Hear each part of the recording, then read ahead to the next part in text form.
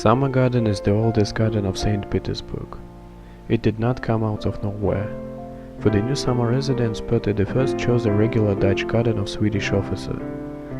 Peter drew the plan of the future park by himself. At first he only planting annual summer flowers, therefore they called this place the Summer Garden. Peter could not imagine his garden without fountains. They appeared in 1705 and became the first in Russia. The first sculpture appeared in the Summer Garden in 1707. The park was regular with a clear symmetry. At the center of the park there was an oval pond and an island with an alcove where Peter could meditate. One of the court dwarfs carried Peter on a small boat from the edge of the pond to the alcove. Since the second half of the 18th century, the Summer Garden began to acquire the features of the landscape. Fashion was changing. According to it, the trees were no longer cut. After a terrible flood in 1777, it was decided not to rebuild the fountains. Trees and shrubs were growing more and more, making the Summer Garden mostly like a park. Pushkin found such a garden. Судьба Евгения хранила. Сперва мадам за ним ходила, потом месье ее сменил. Ребенок был резов, но мил. Месье Лабе, француз убогой, чтоб не измучилось, дитя учил его всему шутя.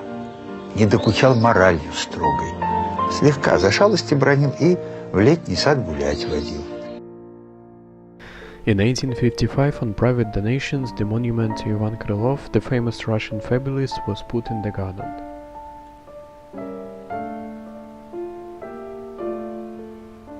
As the years passed, much has changed in the life of St. Petersburg, but only the Summer Garden was the same. But then came the terrible World War II. During the blockade of Leningrad, the anti-aircraft calculations were placed on the territory of the Summer Garden. Sculptures hid in the earth. In the garden area, repeatedly falling bombs and shells. In spring 1942, flower beds and lawns were given to pupils and teachers for making kellyards to grow potato. Я к розам хочу, в тот единственный сад, где лучшее в мире стоит из оград, где статуи помнят меня молодой, а я их под Невскою помню водой.